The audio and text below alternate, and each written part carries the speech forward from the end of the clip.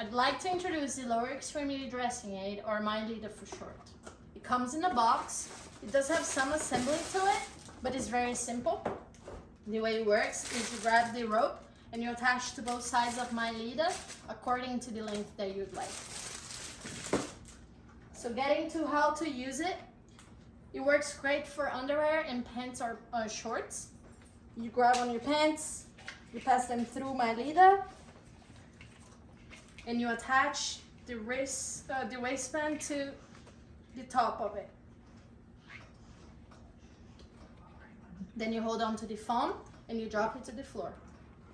Next thing you do, you pull your legs through the openings, you hold on to the rope, and you pull it up. You unwrap it from the top, you hold to the foam, you drop it to the floor, then you pull onto your pants. If you have an issue that you cannot stand up, you can rock side to side to get your pants all the way up. And that's how you use it.